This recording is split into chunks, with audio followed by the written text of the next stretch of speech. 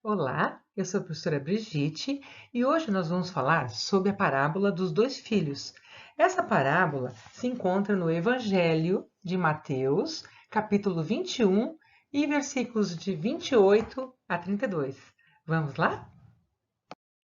Mas antes de contar a parábola em si, eu vou fazer uma breve retrospectiva para a gente entender por que Jesus contou aquela história.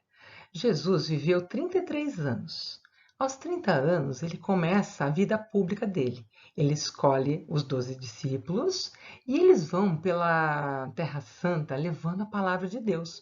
Às vezes, Jesus ficava bem quietinho, sozinho, fazendo oração a Deus. Às vezes, ele ensinava aos discípulos.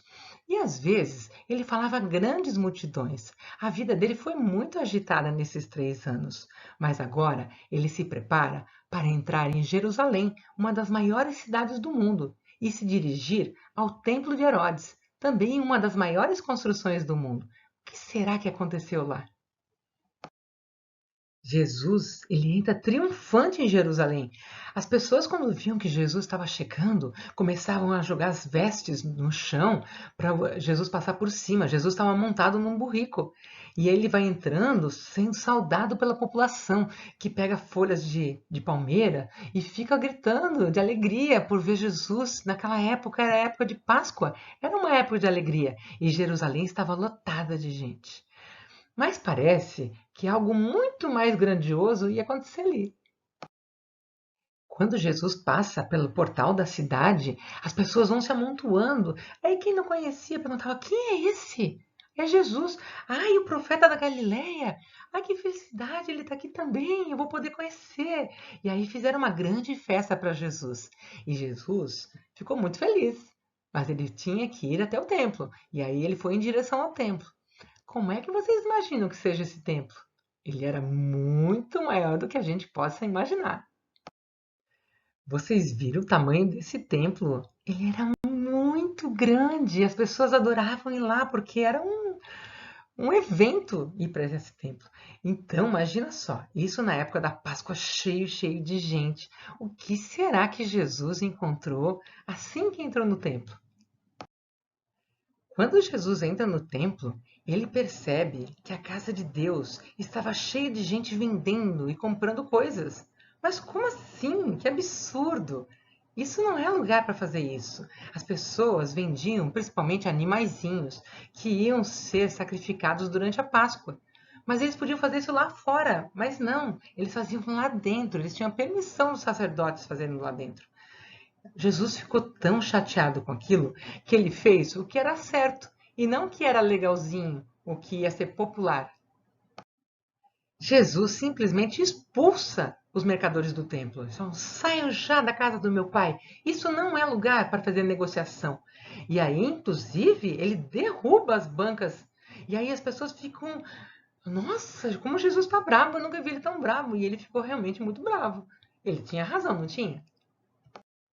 Depois que foi restabelecida a ordem, ele começa a falar com as pessoas que estavam ali. E várias se aproximam dele para serem curadas. E Jesus continua curando as pessoas. E ficou cheio de gente em volta. E Jesus aproveita para ensinar cada vez mais a palavra de Deus. Vocês veem quantas pessoas estão ali? Simplesmente, quantas pessoas souberam que Jesus estava ali, elas foram se aproximando e se transformou numa grande multidão. Mas tinha gente que não estava gostando nada do que estava acontecendo. Quem será? Os sacerdotes e anciãos, que eram consideradas pessoas importantes do templo, eram as pessoas que administravam, que decidiam tudo ali. Eles souberam da história, primeiro dos vendilhões, dos mercadores, depois que Jesus tinha curado pessoas e que estava pregando no templo, e eles vieram ver o que estava acontecendo. E aí perguntaram para Jesus: com que autoridade você acha que você está fazendo isso? Que autoridade será a gente? Ora, com que autoridade? Com a autoridade do Filho de Deus. E Jesus resolve contar a eles a parábola dos dois filhos. E ele pergunta para eles: o que vocês acham? Um homem tinha dois filhos e ele fala para o primeiro: filho, Hoje você vai trabalhar na minha vinha. Vinha onde cresciam as uvas, que faziam o vinho, o suco. E o filho disse: Ah, eu vou sim. Mas não foi. Só disse, mas não obedeceu. Então o pai chamou o segundo filho e fez a mesma proposta. E o filho foi bem honesto. Ele disse: Não quero.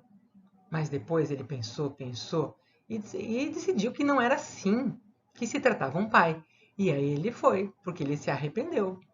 E aí Jesus pergunta para os sacerdotes e anciãos: Qual dos dois filhos fez a vontade de Deus? Todo mundo disse: O segundo. Foi aí que Jesus falou uma coisa muito impactante para eles. Ele disse assim: Sabe aquelas pessoas que vocês consideram inferiores porque vocês se acham muito importantes? É muito mais provável que ela entre no reino dos céus do que vocês. Eles ficaram super chocados.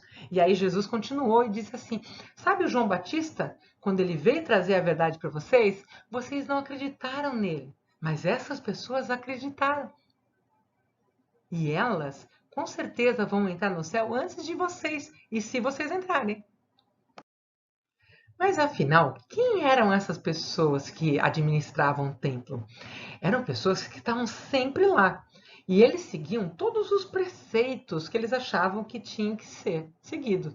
Eles davam esmola, eles davam dinheiro para os pobres, eles sabiam todas as escrituras. Mas Jesus conseguiu ver no coração deles e percebeu que essa atuação no templo não era suficiente, porque por causa disso eles se sentiam muito melhores do que os outros. Não havia nenhum arrependimento ali no coração deles.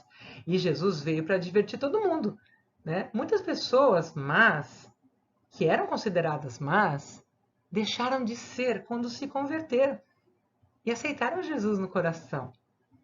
E passaram a ser filhos de Deus, como todos nós. Essa história nos faz pensar sobre que tipo de filhos nós somos. Nós somos que nem o primeiro, que concorda com tudo e depois faz tudo do seu jeito? Ou somos que nem o segundo, que às vezes erra e depois pensa, se arrepende e faz a vontade do Pai? Será que a gente acredita que Deus está transformando o nosso coração? Que Ele realmente vai nos perdoar e vai nos ajudar a corrigir nossa vida? Ou a gente acha que só ir à igreja já é o suficiente? É uma questão de pensar, não é?